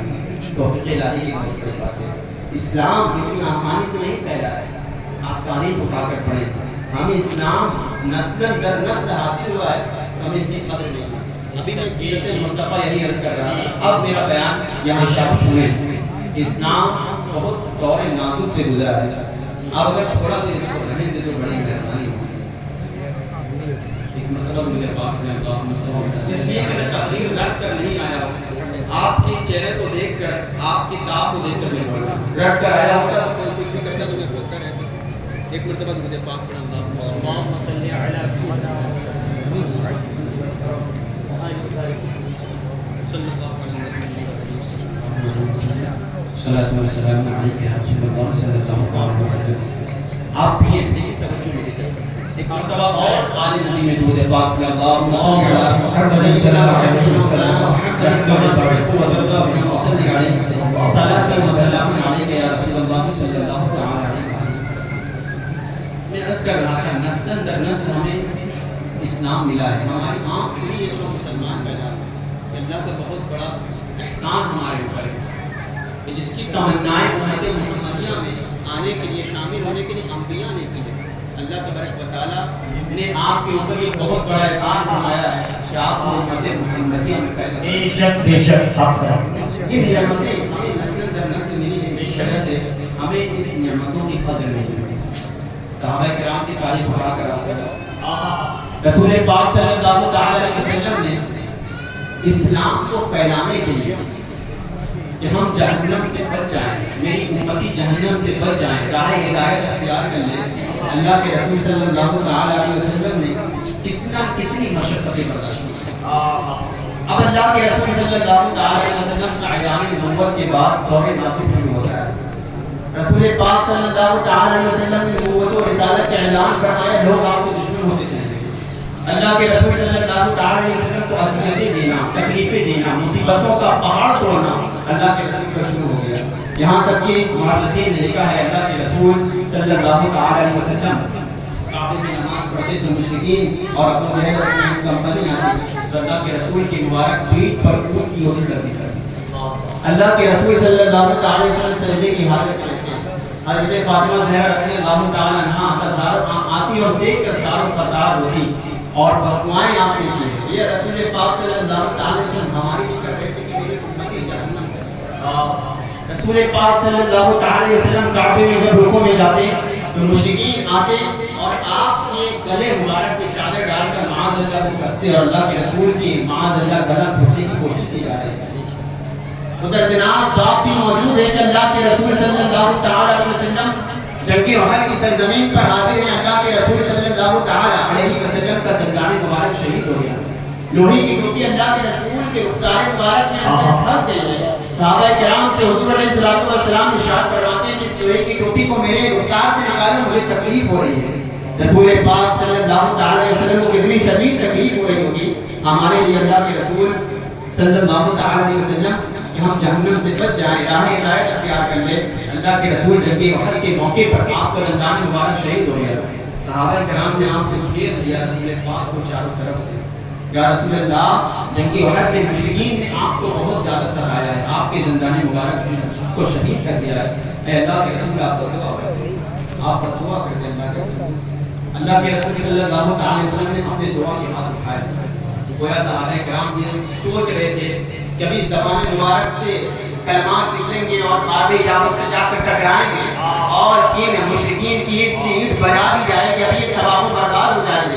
لیکن جب اس کریم آقا رحیم و رؤوف آقا کے لب مبارک کھلے تو زبان پر کلمات یہ تھے کہ مولا میری قوم کو ہدایت دے دے, یہ مجھے نہیں جانتا. دندان مبارک شہید ہوئے لیکن اللہ کے رسول ہدایت کی ہوگا. آیت میں بستی کا آپ نے واقعہ سنا ہوگا کہ اللہ کے رسول پر اتنے پتھر برسائے گئے تھے, اللہ کے رسول کے جسم مبارک لہو لہان ہو گئے تھے, قلب مبارک خون سے بھر گیا تھا. حضرت جبریل علیہ السلام حاضر ہو گئے, یا رسول اللہ اگر آپ ایک اشارہ کر دیں, اگر آپ ہمیں حکم دے دیں تو یہ جو طائف کے بڑے بڑے دونوں پہاڑ ہیں, میں طائف کے دونوں پہاڑ کو آپس میں ملا دوں گا. یہ طائف کے لوگ یہی اسی میں دب کچل کر مر جائیں گے, یا رسول اللہ اجازت دیں. اللہ کے رسول نے ارشاد فرمایا یہی لوگ آگے چل کے راہ ہدایت اختیار کریں گے. اللہ یہ مجھے نہیں جانتے, مولا کو اس کو ہدایت دے. اس کے لیے اللہ کے رسول ہماری تو کر رہے تھے. آج ہم نے اللہ کے رسول کی محبت میں صلہ کیا گیا. ہم نے ایک رات جاگ کر دن میں ہندوستان میلاد محلے میں ٹہل کر یہ سمجھا کہ ہمارا پاؤں تو درد کرنے لگا, ہم عاشق رسول لگے. یہ عشق ہے. سیرت آپ اٹھا کر پڑھیں, کرکٹروں کے نام ہمیں یاد ہیں, فٹ بالروں کے نام ہمیں یاد ہیں, ایکٹروں کے نام ہمیں یاد ہیں. مجھے بتاؤ اللہ کے رسول کے ازواج کے نام تمہیں یاد ہیں؟ آج ہم نے ایکٹروں کو دیکھ کر مسکرانا تو سیکھا, ایکٹروں کو دیکھ کر چلنا تو سیکھا. یار اس کی چال چلن دیکھو کیسا چلتا ہے. ایکٹروں کو دیکھ کر بال بنانا تو سیکھا, لیکن آج ہم نے مصطفیٰ جان رحمت کے کردار کو نہ دیکھا. کہاں جاتے ہو وہ ایکٹر جو تمہیں جانتے تک نہیں, پہچانتے تک نہیں. آؤ بارگاہ رسالت میں کس چیز کی کمی ہے. میرے مصطفیٰ جب چلتے تھے تو آپ کی چال ایسی تھی کہ پتھر آپ کو دیکھ کر سلام کیا کرتے ہیں. اس کو دیکھ کر مسکرانا سیکھ رہے ہو. رسول پاک کا مسکرانا تو دیکھو کہ اللہ کے رسول جب مسکراتے تھے تو آپ کے اوپر ایسی چمک ہوتی اور آپ کے لب مبارک سے ایک نور کی کرنیں ظاہر ہوتی. آپ جس کو دیکھ کر بار بنانا سیکھ رہے ہو اس ہستی کو دیکھو کہ جس کی زلفیں اللہ کے تبارک و تعالی نے حاصل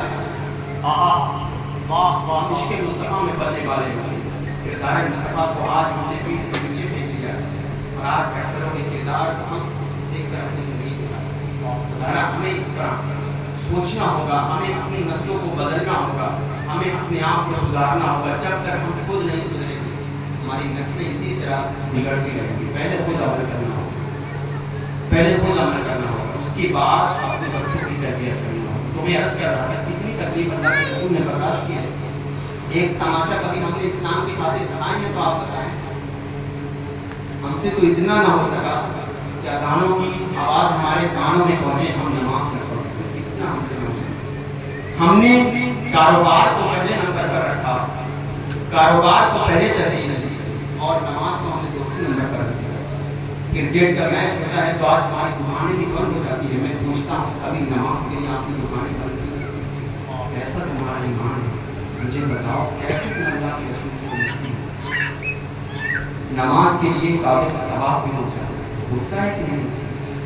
ہمارا کام ہے اللہ کی بارگاہ میں اپنی پیشانی کو جھکا دیا. یہ کام کیا, یہ دولت کیا, اللہ اس سے زیادہ آپ کو عطا فرمائے گا, اس سے زیادہ عطا فرمائے گی. ہمارا ایمان ہے کہ اللہ اس سے زیادہ عطا فرمائے گا. بے شمار تکالیف اللہ کے رسول نے ہمارے لیے برداشت کی ہیں. آج ہم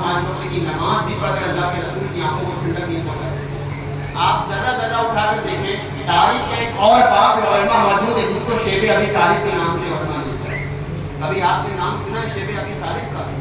اللہ کے رسول صلی اللہ تعالی وسلم 1-2 دن نہیں, 3-4 دن نہیں, 2-3 مہینے نہیں, بلکہ 3 سال تک اللہ کے رسول صلی اللہ تعالی وسلم کو شیب ابی طالب کی گھاٹیوں میں بند رکھا گیا. ہمارے رشتے دار اگر کوئی 1 ہفتے تک, 10 دنوں تک, 15 دنوں تک اگر جیل میں بند ہو جائے تو ہمارا کھانا پینا پھیکا پڑ جاتا ہے, من نہیں لگتا. لیکن وہ رسول کہ جو ہمیں اللہ کے قریب کرنے آیا تھا, ہمیں جہنم کی آگ سے بچانے آیا تھا, وہ ہمارے لیے 3 سال تک شیب ابی طالب کی گھاٹی میں بند رہا. آپ جانتے ہیں کہ وہاں کھانا پانی پہنچانے کی بھی کسی کی انٹری نہیں تھی. مشرکین ٹنٹی مار کر بھگا دیتے تھے اور کوئی اللہ کے رسول کی بارگاہ میں کھانا بھی نہیں پہنچا سکتا. آپ جانتے ہیں اللہ کے رسول کیا کھاتے تھے؟ مورخین نے لکھا ہے کہ اللہ کے رسول درختوں کی ٹہنی چبایا کرتے. ایک وقت کا اگر ہمیں کھانا نہ ملے تو گھر ہم سر پر اٹھا لیتے ہیں. لیکن قربان جاؤں مصطفیٰ جان رحمت صلی اللہ علیہ وسلم 1-2 دن میں نہیں, 3-4 مہینے نہیں, 3 سال تک شیب ابی طالب نے درختوں کی ٹہنیاں چبائی ہے. اور یہاں تک کہ مورخین نے لکھا ہے جو چمڑے ہوتے ہیں, چمڑے کو باریک پیس کر اللہ کے رسول نے اس کو چبایا. اس کے لیے اللہ کے رسول آج عشق مصطفیٰ میں صرف نعرہ لگاتے رہے, رات بھر بات کرتے رہے, لیکن ہر محفل کا مقصد یہی ہوتا ہے کہ ہم اپنے مردہ ذلوں کو زندہ کریں, عشق مصطفیٰ میں اپنی زندگی گزاریں. اقبال کہتے ہیں اگر ایک مرتبہ آپ محمد کی شیدائی ہو جائیں, محبت رسول کو دل میں آپ بسائیں, تو اقبال کہتے ہیں کی محمد سے وفا تو نے تو ہم تیرے ہیں, یہ دنیا اور یہ جہاں چیز ہے کیا لوح و قلم تیرے. اللہ کے رسول صلی اللہ تعالی علیہ وسلم کی شان کا ایسے ہی اسلام نہیں کہہ رہا. صحابہ کرام نے قربانیاں پیش کی. اپنے کردار سے, اپنے عمل سے اسلام کو بدنام مت کرو. اگر آپ نے اسلام کی اشاعت کرنے میں, آپ نے اسلام کو پھیلانے میں قربانیاں نہیں دی ہیں, آپ اسلام کو نہیں پھیلا سکتے, اسلام کو فروغ نہیں دے سکتے, اپنی علماء کا ساتھ نہیں دے سکتے, تو آپ کو یہ حق بھی نہیں ہے کہ آپ اسلام کو اپنے کردار سے بدنام کریں. نہیں بدنام کر رہے, ڈی جے بجا کر اسلام کی تربیت کو خراب کر رہے ہیں, نہیں خراب کر رہے ہیں. جلوس محمدی میں ناچ گا کر اسلام کی چھوی کو خراب کر رہے ہیں. کہ یہی اسلام کی تاریخ تھی. اسلام تو وہ اسلام تھا کہ ہمارے اخلاق سے, ہمارے کردار سے غیر مسلم بھی کلمہ پڑھ کر مسلمان ہوتا. نہیں دیکھا آپ نے سیرت مصطفیٰ ایک واقعہ بڑی تیزی کے ساتھ ذکر کرتے ہوئے اپنے گفتگو کو اختتام کی طرف چلتا ہوں, اس لیے کہ وقت بھی بہت زیادہ ہوتا ہے. اپنے کردار سے اسلام کو بدنام مت کرو. کوئی ایسا کام مت کرو کہ آپ کی وجہ سے اسلام بدنام ہو. ایسا کام مت کرو. سڑکوں پر ایسی بے حیائیاں مت کرو کہ آپ کو دیکھ کر لوگ اسلام کو پرکھے یار کیسا مسلمان ہے, اس کا اسلام کیسا ہے. ایسا کوئی کام مت کرو کہ اسلام آپ کی وجہ سے بدنام ہو. ایسا بالکل نہ کریں. اسلام کو پھیلانے میں آپ نے قربانیاں نہیں دی, خدا را اس کو بدنام نہیں کرتے. اسلام بہت محنت سے پھیلایا ہے. رسول پاک صلی اللہ تعالی علیہ وسلم کے جدید صحابی حضرت بلال حبشی رضی اللہ تعالی, پوچھا گیا حضرت بلال سے کہ اے بلال, اسلام کی کس کیفیت نے, کس بات نے تجھے اٹھایا کہ تو مسلمان ہو. حضرت بلال سے پوچھا جاتا ہے کہ اے بلال, اسلام کی کون سی ایسی بات تیرے دل میں لگی کہ تو مسلمان ہو گیا. ابھی اسلام سے پہلے غیر مسلم تو ہے, حضرت بلال حبشی غیر مسلم ہے. اسلام سے پہلے آپ دیکھیں کہ اسلام کیا ہے, اسلام کا کردار کیا ہے, اسلام کا عمل کیا ہے. حضرت بلال حبشی رضی اللہ تعالیٰ عنہ اپنے اسلام کا واقعہ بیان کرتے ہوئے ارشاد فرماتے ہیں کہ ایک مرتبہ ایسا ہوا کہ میں غلام تھا, ایک جگہ نوکری کیا کرتا تھا. میرا مالک جو تھا بہت زیادہ ظالم تھا. توجہ کے ساتھ سنو, میرا مالک بہت زیادہ ظالم تھا, بہت مارتا تھا, بہت زیادہ پیٹتا تھا, ظلم و زیادتی میرے اوپر کیا کرتا تھا. ایک دن ایسا ہوا کہ میری طبیعت بہت زیادہ خراب تھی. میرا مالک آیا میرے پاس اور بہت زیادہ جو لے کر آیا اور اس نے کہا کہ اس کو پیستے رہو, پیسو اس کو. میری طبیعت بھی بہت زیادہ مجھے خراب تھی. میں نے تھوڑا سا دودھ پیا اور میں لیٹا, میری آنکھ لگ گئی میری, اور وہ جو آیا تھا میرا مالک لے کر وہیں کی وہیں رہ. کافی دیری کے بعد رات کے حصے میں میرا مالک آیا, مجھے سوتا ہوا دیکھ کر اس نے بہت مارا مجھے. کہا مجھے کام پر لگایا تھا کہ جو پیس کر اس کا آٹا بنا دینا, لیکن تو یہاں سو رہا ہے, نیند لے رہا ہے. اس کو پتا نہیں تھا کہ میری طبیعت خراب ہے. اس نے مجھے بہت پیٹا, بہت مارا, یہاں تک کہ اب اس نے مجھے سزا دی. اور کہا تیری سزا یہ ہے کہ اب تو رات بھر جو پیستا رہے، رات بھر پیستا رہے، اور مزید تیری سزا یہ سخت سردی کا موسم ہے، ایک آسمان کے نیچے حضرت بلال حبشی کو اس کے مالک نے بٹھا دیا اور قمیص بھی حضرت بلال حبشی کو اتار لی گئی، ننگے پیٹھ حضرت بلال حبشی نے، اور اتنی جو دی گئی کہ حضرت بلال حبشی رات بھر اس کو پیستے رہے، حتیٰ کہ مالک چلا گیا غضبناک ہو کر اور کہا اے بلال رات بھر اس کو پیستے رہے۔ حضرت بلال حبشی رضی اللہ تعالیٰ زبردست آپ کو بخار ہے، سخت رات میں سردی کا موسم ہے، ٹھنڈی کا موسم ہے، حضرت بلال حبشی رضی اللہ تعالیٰ اس جو کو پیستے حضرت بلال حبشی کے درد کا درد اور زیادہ شدید ہوتا گیا، حتیٰ کہ حضرت بلال حبشی کی آنکھ میں آنسو آ گئے۔ اور آدمی کو جب بہت زیادہ درد ہوتا ہے، کسی چیز کی تکلیف کا بہت زیادہ درد ہوتا ہے، احساس ہوتا ہے، تو اس کی زبان سے ایک کاٹنے کی آواز نکلتی ہے۔ حضرت بلال کہتے ہیں کہ اتنی تکلیف مجھے دی کہ میں آواز کے ساتھ رونے لگا، میری کاٹنے کی آواز نکل گئی، اور یہ آواز نکلنا تھا کہ میرے گھر کے پاس سے، مالک کے گھر کے پاس سے امام الانبیاء گزر ہو رہا ہے۔ رسول پاک صلی اللہ تعالیٰ علیہ وسلم گزر رہے تھے، اللہ کے رسول صلی اللہ تعالیٰ علیہ وسلم نے میرے کارنے اور رونے کی آواز سنی تو دروازے پر دستک دی اور اندر داخل ہوئے اور پوچھا اے بلال کیا بات ہے، کیوں رو رہے ہو؟ اللہ کے رسول صلی اللہ تعالیٰ علیہ وسلم نے حضرت بلال سے پوچھا، حضرت بلال حبشی رضی اللہ تعالیٰ ابھی مسلمان نہیں ہوئے ہیں، ابھی اسلام کا کلمہ نہیں پڑھا ہے، بلکہ صرف سن رکھا ہے کہ محمد عربی نام شخص کا نام، محمد عربی صلی اللہ تعالیٰ علیہ وسلم نام کا ایک شخص ہے مکے میں، اور وہ معاذ اللہ جادوگر ہے، جادو کیا کرتا ہے۔ حضرت بلال نے کہا پوچھنے سب آتے ہیں لیکن مدد کوئی نہیں کرتا، سارے لوگ آتے ہیں دلاسا دینے کے لیے لیکن مدد کوئی نہیں کرتا۔ رسول پاک صلی اللہ تعالیٰ علیہ وسلم نے حضرت بلال کے سختی والے جملے سنے، کڑے کڑے جملے سنے، کہ اللہ کے رسول وہاں سے واپس جانے لگے، دروازے پر پہنچا، حضرت بلال نے دو جملے اور کہے اور کہا جا رہے ہو نا، جاؤ، سارے پوچھنے کے لیے اسی طرح آتے ہیں لیکن مدد کوئی نہیں کرتا۔ حضرت بلال کہتے ہیں کہ اللہ کے رسول گئے، تھوڑی دیر کے بعد واپس گئے، آپ کے ہاتھ میں دودھ کا پیالہ ہے اور آپ کے ہاتھ میں کھجور ہے۔ اللہ کے رسول صلی اللہ تعالیٰ علیہ وسلم نے حضرت بلال حبشی کو دیا اور کہا اے بلال اس کھجور کو کھا کر دودھ کا پیالہ سے دودھ نوش کر لو، اور اللہ کے رسول صلی اللہ تعالیٰ علیہ وسلم نے حضرت بلال سے کچھ جو نہیں لیا۔ حضرت بلال نے کہا اے محمد صلی اللہ تعالیٰ علیہ وسلم میرا مالک بہت زیادہ مارے گا، آپ وہاں سے واپس چلے جائیں، آپ یہاں سے واپس چلے جائیں، میرے مالک دیکھے گا تو بہت زیادہ مارے گا۔ اللہ کے رسول نے ارشاد میں نہیں ہے بلال سو جا، تجھے کھجور دیا ہے اور دودھ دیا ہے، کھجور کھا کر دودھ پی کر سو جا، اور کمل دیا اللہ کے رسول نے، کمل ہو کر حضرت بلال حبشی سو گئے، اور اللہ کے رسول رات بھر جو پیستے رہے۔ سحری کا وقت ہوا، اللہ کے رسول نے مکمل جو کو سمیٹا آٹا کی شکل میں اور حضرت بلال کو جگہ جگہ کر دے کر واپس کیا۔ حضرت بلال کا گویا دل بدل گیا۔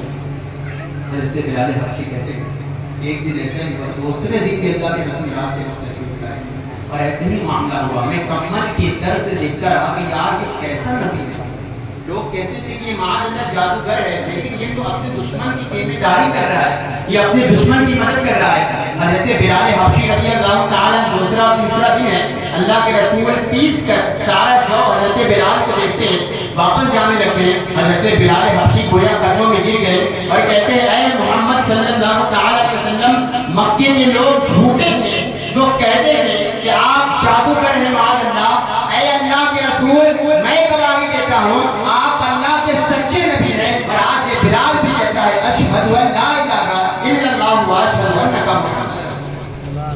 اسلام ایسے نہیں کہتا، اسلام بڑی مشقتوں سے کہتا ہے، صحابہ نے قربانی دی، حضرت عمار بن یاسر نے اپنی قربانی دی، شہداء نے اپنی قربانی دی، تو اپنی قربانی سے اپنے کردار سے اسلام کو بدنام کیا۔ اور جو شخص اللہ کے رسول صلی اللہ علیہ وسلم کی غلامی میں آ جاتا ہے، صحابہ کرام سے پوچھیں کہ صحابہ کرام کو غلامی مصطفیٰ میں مزہ کیا ہے؟ اللہ کے رسول بار بار مصطفیٰ جان رحمت کے قدموں میں اپنے آپ کو قربان کرتے تھے، آخر اس کا مزہ کیا تھا؟ حضرت ابو ہریرہ رضی اللہ تعالیٰ عنہ جنہوں نے سب سے زیادہ اللہ کے رسول کی حدیثیں بیان کی، اللہ کے رسول خود ارشاد فرماتے ہیں ابو ہریرہ بہت زیادہ مت آیا کرو بلکہ غیب کر کے آیا کرو۔ لیکن حضرت ابو ہریرہ رضی اللہ تعالی عنہ کا جی ہی نہیں چاہتا تھا کہ بارگاہ مصطفیٰ سے واپس جاتے ہیں. کوئی بھی بارگاہ مصطفیٰ میں آتا، اللہ کے رسول کی غلامی میں آتا، تو گویا یہ کہنے پر مجبور ہو جاتا کہ یا رسول اللہ یہ ناز یہ انداز ہمارے نہیں ہوتے، جھولی میں اگر ٹکڑے تمہارے نہیں ہوتے، ملتی نہ اگر بھیک حضور آپ کے در سے، اس ٹھاٹ سے منگتوں کے گزارے نہیں ہوتے.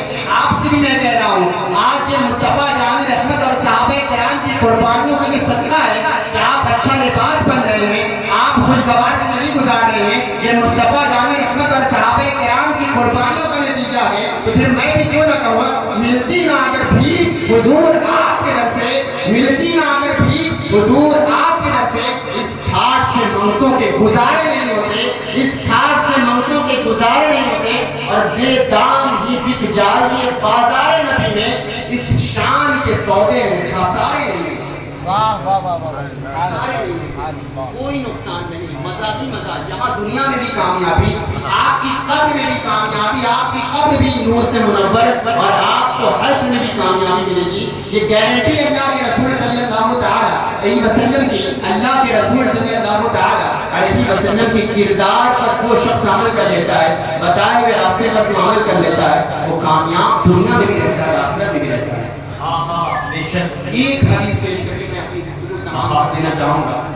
یہ حدیث میری مفتی صاحب کی جو حدیث بیان کی تھی اس کی تشریح اللہ کے رسول صلی اللہ تعالی علیہ وسلم ارشاد فرماتے ہیں، صحیح بخاری کی حدیث اللہ کے رسول ارشاد فرماتے ہیں، دو باتیں اس میں تذکرہ اللہ کے رسول نے فرمایا. اللہ کے رسول صلی اللہ علیہ وسلم ارشاد فرماتے ہیں، جس شخص نے قیامت تک کے لیے امتیوں کے لیے یہ باتیں موجود ہیں، قیامت تک کے مسلمان ارشاد فرماتے ہیں رسول پاک، جو شخص مجھے دو چیز کی گارنٹی دے دے، صرف دو چیزوں، میں اس کو جنت کی ضمانت دیتا ہوں. اتنی بڑی بات اللہ کے رسول نے ارشاد فرمایا، دو چیزوں کی گارنٹی اگر کوئی شخص دے دے تو میں اس کو جنت کی ضمانت دیتا ہوں. اللہ کے رسول صلی اللہ تعالی علیہ وسلم ارشاد فرماتے ہیں، جس شخص نے اپنی زبان کی حفاظت کرنی، جس شخص نے اپنی زبان کی حفاظت کرنی اور اپنی شرمگاہ کی حفاظت کرنی، میں محمد عربی صلی اللہ تعالی علیہ وسلم اس کو جنت کی ضمانت دیتا ہوں. ساری برائیں، جھوٹ، غیبت، چغلخوری، گالی گلوچ، بدتمیزیاں، بد کلامی، بد اخلاقی اگر کسی سے ہوتی ہے تو زبان سے. آج ہمارے والدین ہماری بد کلامی سے ناراض ہیں. دوستوں کو تو ہم مسکرا کر ملتے ہیں، ہنسی مذاق سے ملتے ہیں، لیکن والدین کو ناراض کر دیتے ہیں. یار یہ کیسی بات ہے کہ وہ والدین جس کے بارے میں رسول پاک نے ارشاد ہے، نظر ربی کی نظر والدین مسخ اپنوں کی سخط ہی ماں، کہ رب کی رضا اللہ نے ماں باپ کی رضا میں رکھی ہے، رب کی ناراضگی ماں باپ کی ناراضگی میں. آپ اپنے والدین کو ناراض کر کے دوستوں کو خوش کر رہے ہیں، اللہ کبھی آپ سے راضی نہیں ہو سکتا، رسول کبھی آپ سے راضی نہیں ہو سکتا. بد کلامی زبان سے ہو رہی ہے، بد اخلاقی زبان سے ہو رہی ہے. گالی گلوچ تو آج ہمارے نوجوان میں ایسا فیشن بن چکا ہے، لوگ سمجھتے ہیں اور دیکھا بھی جاتا ہے کہ بغیر گالی گلوچ کی بات ہی نہیں اسٹارٹ ہے. جی کہاں جا رہے ہیں؟ لیکن مولا علی کرم اللہ تعالی عنہ کریم بیان فرماتے ہیں، جو شخص ایک مرتبہ زبان سے گالی بکتا ہے اس کی قبر میں ایسا سانپ آئے گا کہ اگر ایک مرتبہ ڈس دے گا تو اس کا گوشت 70 سال تک جھڑتا رہے گا. کون ہے ایسا شخص جو برداشت کر سکتا ہے؟ ایک دنیاوی آنکھ ان سے برداشت نہیں ہو سکتی، ہمارا جسم اس لائق ہی نہیں ایک مرتبہ گالی بکنے کے لیے انجام ہے. لیکن آج ہما وقت بیٹھتے اٹھتے چلتے پھرتے بیٹھ سوتے جاتے ہیں دوستوں سے دکھتے ہوئے گالی گلوچ کر رہے ہیں، اور ہمیں احساس لوگ سوچتے ہیں مذاق ہو رہا ہے، مذاق میں سب چلتا ہے، کیا ہوگا دیکھا جائے گا. لیکن نہیں میرے بھائی، دین بھی کیسا دن ہوگا یوم یفر المرء من اخیہ وابیہ وصاحبتہ وبنیہ، کہ اس دن ایسا دن ہوگا کہ ماں بھی اپنے بیٹے کو پہچاننے سے گویا انکار کر دے گی، ایک نیکی دینے کے لیے کوئی انتظار نہیں. آپ سوچتے ہیں کہ دوست ہر جگہ ساتھ دیتے ہیں، آپ کے دوست ہر لڑائی میں آپ کا ساتھ دیتے ہیں، ہر لڑائی میں ایک دوست آپ کے آگے پہنچ جاتے ہیں، لیکن کون ہے آپ کی گارنٹی؟ قرآن تو کہتا ہے کل قیامت کے دن یہ دوست بھی آپ کے کام نہیں آئیں گے، صرف متقی ہیں. متقی پرہیزگار ہوں تو صرف وہی کام ہے. آپ کس چکر میں کوئی بھائی آپ کا کام نہیں آئے، کوئی دوست آپ کا کام نہیں آئے گا، آپ کوئی رشتے دار آپ کے کام نہیں آئے گا. صرف کام آئے گا تو آپ کا حسن عمل ہے، آپ کا محبت رسول والا عمل ہوگا. जो अमल आपने दुनिया में किया होगा, आपकी कब्र में ना आपका दोस्त जाएगा, ना आपके रिश्तेदार जाएंगे, ना आपकी दौलत जाएगी, ना आपके अखरबा जाएंगे, अगर कुछ जाएगा तो जो अमल आपने दुनिया में अल्लाह उसके रसूल की रज़ा के लिए किया है, वही अमल आपका वो छोटा सा घर नूर से मुनव्वर भी बना सकती है, और वही घर आपकी बराबरी की वजह से आपको तारीफ के घरों में गिरा भी सकता है। तो अल्लाह तबारक व तआला से दुआ है कि मौला हमें इस महफिल से ये अहद करके जाएं कि हमने जो कुछ अगर जो सीखा है, और कोई मेरे वालिद की उम्र का यहाँ है, कोई मेरे बड़े भाई की उम्र का है, कोई मेरे छोटे भाई की उम्र का है, अगर आपको लगे कि आपका बेटा, आपका छोटा भाई, आपका बड़ा भाई ये कुछ बातें सच कर रहा है, तो खुदा इस पर जरूर अमल करें। इसलिए कि आज दौर ऐसा है कि हमें दबाया जा रहा है, और जो कौम अपने रसूल की नाफरमानी करेगी वो कौम हमेशा ज़लील कौम रहेगी, और जो कौम अपने रसूल की फर्माबरदारी करेगी वो कौम हमेशा आला कौम रहेगी, और तरबियत याफ्ता कौम रहेगी, हमेशा सरबलंद कौम रहेगी। कोशिश करें अपने रसूल की फर्माबरदारी और अल्लाह के रसूल की इताअत में ज़िंदगी गुजारें, क्योंकि अब शोर मचाने से नहीं कुछ होगा, सिर्फ होठों के हिलाने से नहीं कुछ होगा। जिंदगी के लिए कोई मौत ही मरते क्यों हो, पहले ईमान हो तो शैतान से डरते क्यों हो, सारे गम सारे गिले शिकवे भुला के उठो, दुश्मनी जो भी है आपस में भुला के उठो। अब अगर एक ना हो पाए तो मिट जाओगे, खुश्क पत्तों की तरह तुम भी बिखर जाओगे। अपने इस्लाम की तारीफ उलट कर देखो, अपना गुजरा हुआ हर दौर पलट कर देखो। तुम तो पहाड़ों का जिगर चाक किया करते थे, तुम तो दरियाओं का रुख मोड़ दिया करते थे, तुमने खैबर को उखाड़ा था, तुम्हें याद नहीं, तुमने ही तो बातिल को पछाड़ा था, तुम्हें याद नहीं। फिरते रहते थे शबो रोज बियाबानों में, जिंदगी काट दिया करते थे मैदानों में, रह के महलों में हर आयते हक भूल गए, रह के महलों में हर आयते हक भूल गए, ऐशो इशरत में पैगंबर का सबक भूल गए। ठंडे कमरे हंसी महलों से निकल कर आओ, फिर से तपते हुए सहराओं में चल कर आओ, राहे हक में बढ़ो, सामान सफर का बांधो, ताज ठोकर पे रखो, सर पे अमामा बांधो, हक परस्तों के फसाने में कभी मात नहीं, हमसे टकराए मुनव्वर इनकी औकात नहीं। कोई इबादत की चाहत में रोया, कोई इबादत की राहत में रोया, अजीब है ये नमाज़े मोहब्बत का सिलसिला इक़बाल, कोई अदा करके रोया, कोई क़ज़ा करके रोया। अल्लाह तबारक व तआला से दुआ है कि मौला ताला पहले मुझे, उसके बाद आप सबको अमल करने की तौफीक अता फरमाए, और जो कुछ बयान में हसन सहमत गलतियाँ हुई मैं आप सबको गवाह बनाकर अल्लाह की बारगाह में तौबा करता हूँ। अस्तग़फिरुल्लाह रब्बी मिन कुल्ली ज़ंबिन व अतूबु इलैह, व आखिरु दअवाना अल्हम्दुलिल्लाहि रब्बिल आलमीन। अस्सलामु अलैकुम। सुबहानल्लाह माशाअल्लाह। ये थे खतीब ज़ीशान आलिम हक़ बयान हज़रत मौलाना क़ारी